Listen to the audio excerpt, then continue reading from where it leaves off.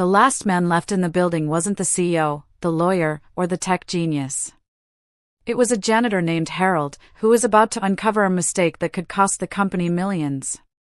But what no one knew, not even Harold himself, was that someone powerful was watching.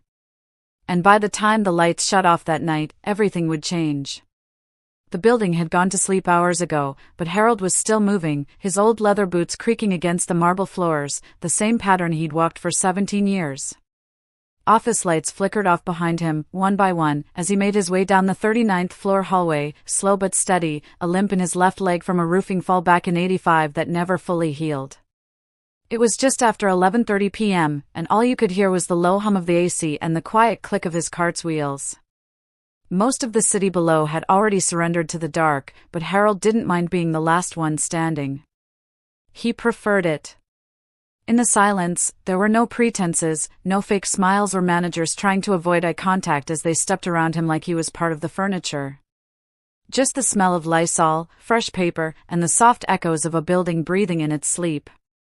But that night, something was off. As he turned the corner near the West Wing, he noticed something strange. One door was still wide open. Inside, the lights were blazing. That never happened. Harold narrowed his eyes, walked toward it slowly, and peeked inside. Papers were scattered like someone had dropped a briefcase in a panic. Coffee cups half full. A jacket draped over the chair. Someone was still here. He exhaled slowly. Another all-nighter, probably. But then he heard it, the smallest sound, like someone swallowing a sob, trying not to let it out. And right there, in that moment, Harold's instincts kicked in. Not as a janitor, but as a man who'd seen enough late nights to know the difference between someone working late and someone falling apart, she looked up like a deer caught in a headlight, eyes wide, cheeks blotchy from crying, and fingers shaking over a mess of legal documents. "Sorry," she said quickly, swiping at her tears and trying to straighten up her blouse like nothing was happening. "I didn't think anyone else was here." Harold didn't step in right away.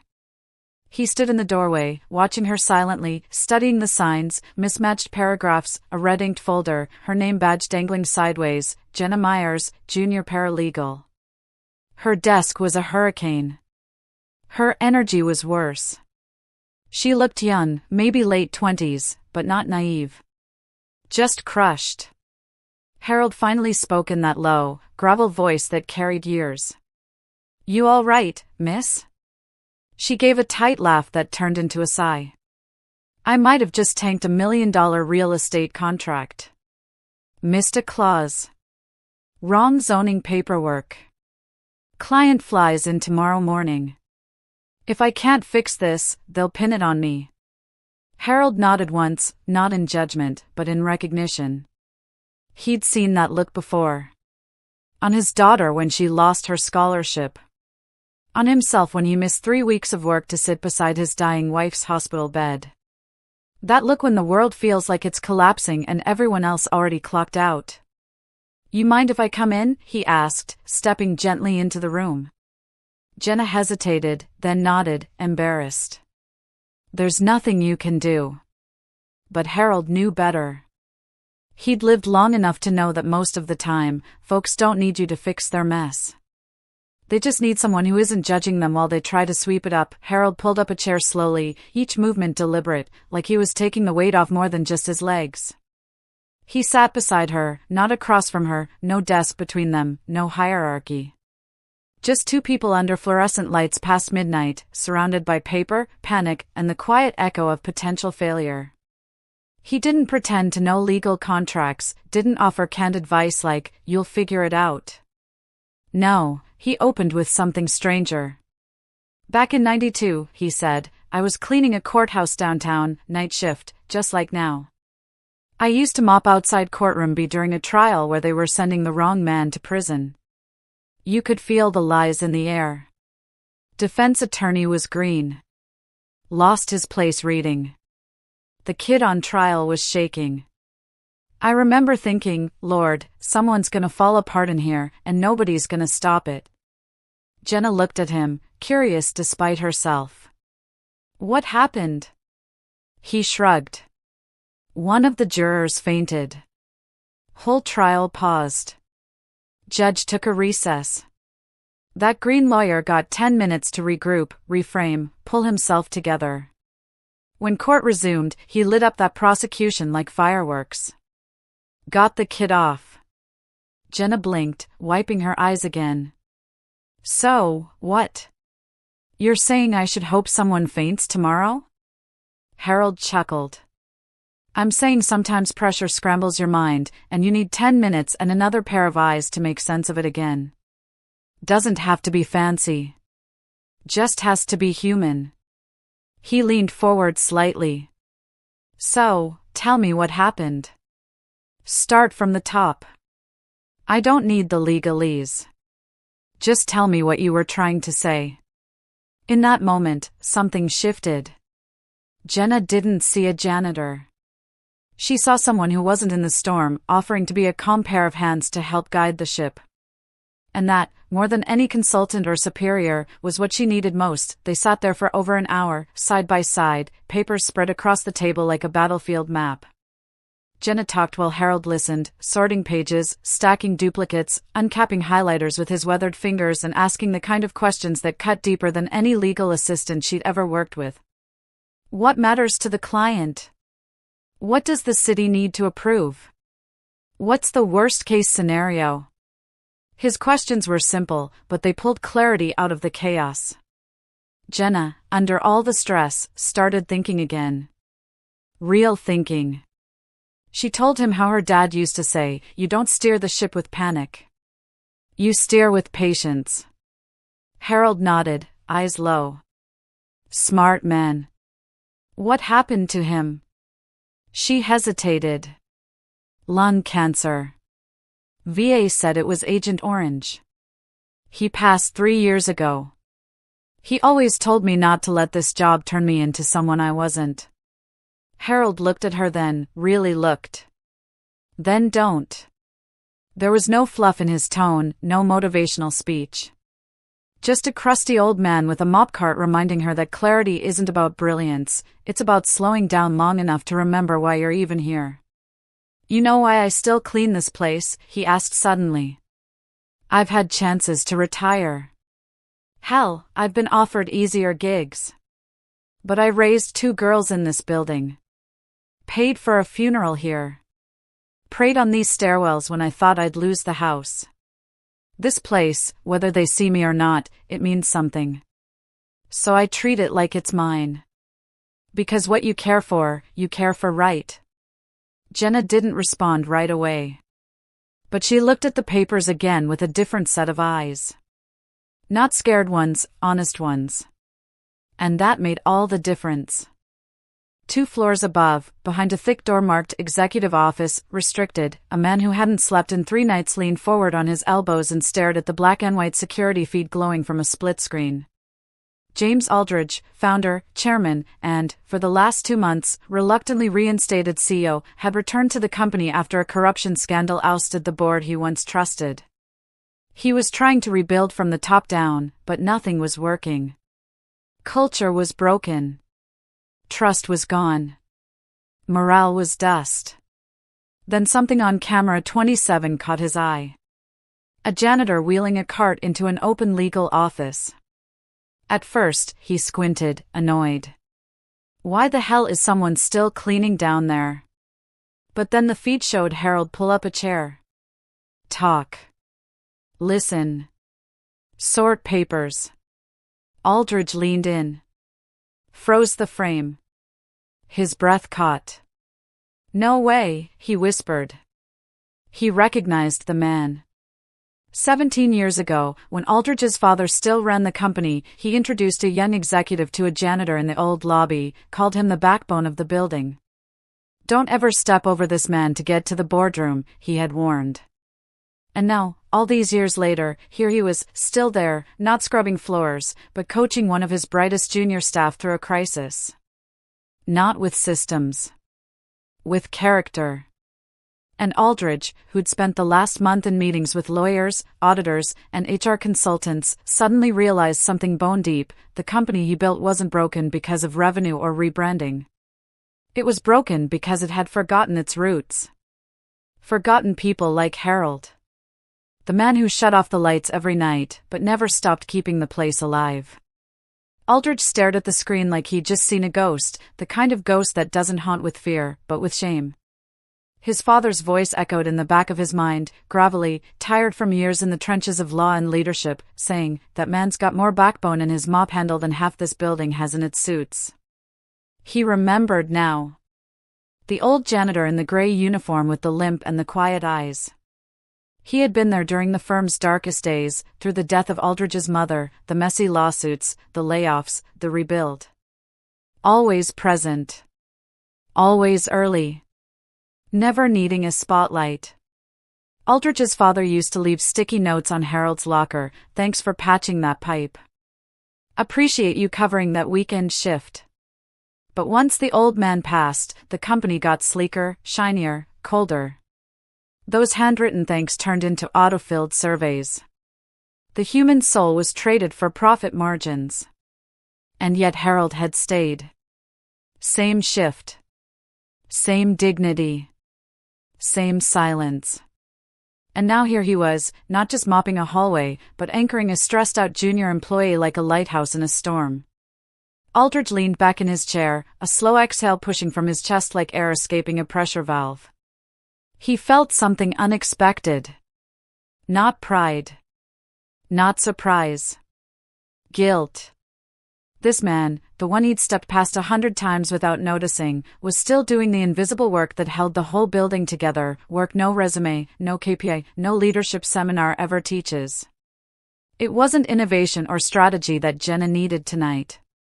It was wisdom. Grounded, unpaid, unrewarded wisdom. And Aldridge? He'd almost missed it. He reached for his coat, a sudden decision rising like heat in his chest. For the first time in a long while, he wanted to come down, not to manage, not to correct, but to listen. Down on the 39th floor, Harold was packing up. Papers sorted. Crisis averted. Jenna looked calmer now, tired, but clear-eyed, like someone who'd just come up for air after a deep, long dive. "Thank you," she said softly, brushing her hair behind her ear, her voice lighter but filled with something deeper. "I don't think I've ever met someone like you in this place." Harold smiled, slow and quiet. "Plenty like me. Just not in your meetings." He stood, his knees cracking with the effort, and pushed his cart gently toward the door. "You're gonna be fine," he added, not as comfort, but as confirmation. She believed it. Somehow, coming from him, it felt like a fact. He didn't boast, didn't ask for credit, didn't suggest she put his name on a report or drop a word to her supervisor. He didn't need any of that. He'd done what he came to do, hold someone steady who was about to fall. That's what real men did. Not perform. Provide. And as he disappeared into the hallway, Jenna stood at the door and just watched. She didn't know much about him. Didn't even know his last name. But she knew this, there was strength in quiet service. Power in humility. And in a world so loud and self-centered, that kind of steady presence wasn't just rare, it was sacred. She turned back to her work and finished what she had to do. Not because of fear. Because someone showed her what dignity looked like when no one else was watching. Harold wheeled his cart down the hallway toward the break room, humming faintly to himself, a habit his wife used to call his tune of purpose. He popped open the vending machine, pulled out a stale black coffee, and took a seat by the window that overlooked the city. That's when the elevator dinged. He turned slightly, expecting security or maybe someone who'd forgotten their laptop. But it was a man in a cashmere overcoat, tailored slacks, and a tired face that looked older than Harold remembered. "Mr. Aldridge," Harold said, with the faintest raise of his brow. "Didn't expect to see you down here." Aldridge didn't answer at first. Just looked at him, really looked. The way a man looks when he's re-seeing something he long ignored. "You remember me?" Harold nodded. "You were the kid with the mop of blonde hair and the oversized briefcase. Your father used to bring you in on snow days." Aldridge cracked a small, genuine smile. You used to keep peanut M&Ms in your locker. Still do, Harold said, pulling a tiny bag from his chest pocket and tossing it across the table. It landed with a soft thud between them. For a long moment, they just sat there, two men who'd walked the same hallways for decades but never really sat at the same table. Why'd you stay? Aldridge asked eventually, voice quieter now. All these years. You could have gone anywhere. Harold shrugged. This place needed taking care of. Someone had to do it. Even when no one noticed? Harold looked out the window. You don't sweep for applause. You sweep so people don't trip. The silence that followed wasn't empty, it was full. Of mutual recognition. Of lives spent trying to hold up corners of the world that others forgot to appreciate. Aldridge took off his coat and laid it gently over the back of a chair. For the first time since he retook the CEO's seat, he didn't feel like a man with something to prove. He felt like a student. I've been up there, he gestured toward the floors above, trying to fix this company from the top down. Culture problems. PR nightmares. You name it. Harold took a sip of his coffee. Well, son, you ever try fixing a roof from the attic? Doesn't matter what you patch up top if the foundation's already cracked. Aldridge let that land. It hit deeper than any boardroom consultant ever had. You think the foundation's cracked? Harold didn't answer right away. I think people stop caring when they stop being seen. And when the only thing they get noticed for is mistakes, well, they stop showing up whole. He set his cup down. But it ain't too late. You got good folks here. They just need reminding that they matter more than the numbers. Aldridge rubbed his hands together like he was trying to scrub off guilt. I forgot that. I forgot you. Harold chuckled, dry and knowing. You didn't forget me. You just never really saw me. Not until now. That's how it always is with janitors, nurses, lunch ladies. People think the work is small 'cause it ain't loud. But you'd feel it if we stopped. Aldridge didn't argue. Couldn't. Because it was true. This wasn't a lecture. It was a mirror. And what he saw reflected wasn't shame, it was opportunity. The rare chance to do better while the man who still swept his floors gave him the blueprint. The next night, Harold returned like always, 6:58 p.m. sharp, clocking in 2 minutes early, same as he had since the Bush administration. But this time, when he entered the supply hallway, there was something taped to his locker. A single yellow post-it. It read, "Let's talk about what else you've seen." And no initials. Just that scrawled note in the same pen Aldridge used to write memos back in law school. Harold peeled it off slowly, smiled, and folded it into his pocket. After rounds, around midnight, Aldridge met him again, this time without the coat, without the separation.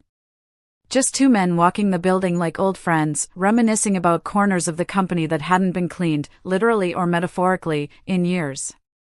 You told me I shouldn't forget the floor I stand on, Aldridge said as they paused at the old reception desk. I think I did. But I remember now. Harold nodded. Remembrance the first step. But walkin' different, that's what makes the change. They paused in front of the legal wing. Jenna's door was open, lights out, but a single sticky note glowed under the exit sign. Harold smiled. She'd made it through. And maybe now, just maybe, this company was finally waking up. Not because of some fancy presentation. But because someone, finally, was paying attention to the man who never stopped holding it up from the ground floor. The next night, Harold didn't bring his cart right away. Instead, he met Aldridge near the freight elevator, just the two of them, standing under the kind of buzzing fluorescent lights that made every wrinkle and scar a little more visible. They walked slowly, step by step, through the halls Harold had walked thousands of times before, but this time he wasn't just a janitor, he was a guide. Aldridge didn't talk much at first, just listened as Harold pointed out things no spreadsheet ever could. That copier down there jams every Thursday when it overheats. They rigged it with tape, but it won't last another month. See that crack above the fourth floor conference room? Water damage. Been spreading since last spring, but no one's reported it. Marketing uses the stairwell for mental health breaks. That bench, right there, saved a girl's job more than once. Aldridge followed like a student learning a forgotten language. He realized he'd been running this building like it was a machine, smooth on the outside, broken on the inside. But Harold didn't just see problems, he saw people, stories, weight. You don't learn a place from the org chart, Harold said quietly. You learn it from the floor. From the broken chairs, the forgotten coffee mugs, the tears in the stairwell. That's where the real company lives. And Aldridge knew it in his gut, that this man, who hadn't had a promotion in over a decade, who still clocked in early and left late, wasn't just a janitor. He was the last honest heartbeat of a place that had nearly lost its pulse. They ended the walk back near the custodial storage room, where Harold paused and opened his locker, an old metal cabinet with rust on the hinges and a faded sticker of the Cubs from 2003. From the back, beneath a folded poncho and a spare shirt, he pulled out an envelope. Yellowed. Unsealed. I wrote this, Harold said, after your father passed. Company was changing. Thought maybe someone'd want to hear from a guy who saw it from the ground up. He handed it to Aldridge. Inside, in neat cursive handwriting, was a 3-page letter. No complaints. Just ideas. Simple things, check-in sheets for night staff, maintenance logs tracked by hand to catch repeat issues, rotating lunch hours so the cafeteria team could sit together, even a suggestion to allow anonymous feedback boxes for custodial workers to report safety concerns without fear. I put it in the suggestion box by HR, Harold said, almost sheepishly. Never heard back. Figured it got tossed. Aldridge didn't say anything for a long time. He just held the letter, the kind you don't fold again because it feels like a relic now. His throat tightened. We should have read this years ago. Harold shrugged. Wasn't the right time. Maybe now it is. And that moment, quiet, unpolished, without fanfare, was the real turning point. Aldridge wasn't just looking at ideas. He was looking at culture. The difference between a company that functioned and one that meant something. A blueprint buried under silence, written by the man who swept the floors while everyone else looked up. The following Monday, the entire building buzzed with confusion. Employees arrived to find a company-wide email titled simply, "From the ground floor up." No charts. No slogans. Just a story. Aldridge wrote it himself. He told them what he saw, Jenna, nearly broken, saved by a man no one had properly seen. He described Harold's letter, his years of silent service, the missed birthdays, the hospital bills, the tireless nights. He attached a photo from a security still, Harold and Jenna sitting at that messy desk, both focused, calm, in it together. This, Aldridge wrote, is the heart of our company. And it's time we start listening to it. The email closed with an invitation, meet the man who's been holding this place together. Conference room B, 10 a.m. No one knew what to expect, but when Harold entered the room that morning, hands freshly washed, shirt pressed for once, every seat was filled. Executives. Interns. Legal, marketing, facilities. All of them. For once, they stood for him. Aldridge stepped up and said, "Today, we honor not a position, not a title, but a principle. Show up. Care deeply. Stay late when it matters. This man lives it." He turned to Harold. "You've been carrying us for longer than we knew. That ends today." And for the first time in his life, Harold heard applause that wasn't out of politeness. It was thunderous. Honest. From people who finally saw him. Aldridge continued. Effective immediately, Harold Jacobs is no longer our janitor. He's now our building operations advisor, overseeing a new initiative called Ground Floor, a program to listen to, recognize, and promote voices from the invisible heart of this company: custodial, cafeteria, maintenance, overnight staff. The room gasped, not because of the title, but because they knew how rare it was for someone like Harold to be honored like this.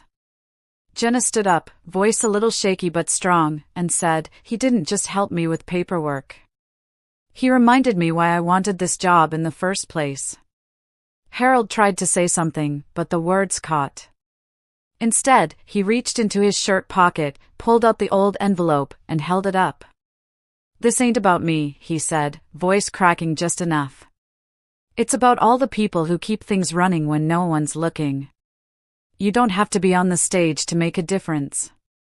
You just have to keep showing up and doing what's right, whether anyone thanks you or not." The applause rose again. But this time it was softer. Respectful. Because they weren't clapping for a promotion. They were clapping for a mirror, a man who reminded them who they used to be, and who they still had time to become. 1 year later, Harold's final day came. He didn't tell anyone. He didn't need balloons, cake, or a farewell speech. He just clocked in, the way he always did. Quiet. On time. Steady. But Aldridge knew. And when Harold reached the main doors just before midnight, ready to turn off the lights one last time, the CEO was already there, waiting, holding a small box in his hands. Inside it, a plaque. Simple brass. No gold leaf. No fluff. Just one sentence engraved: "You kept us standing." From the ground floor. Aldridge extended his hand, and Harold shook it, not with pride, but with peace. "Took you long enough," Harold said with a half-smile. "Some lessons stick slower than others," Aldridge replied. They shared a look. No more needed saying. Harold turned to the control panel, flipped the breakers one by one, and the building dimmed behind him like a cathedral closing for the night. No spotlight. No parade. Just a man walking into the quiet, head high, back straight, knowing he didn't just clean a building. He cleaned its soul, and left behind a floor solid enough for others to finally stand tall.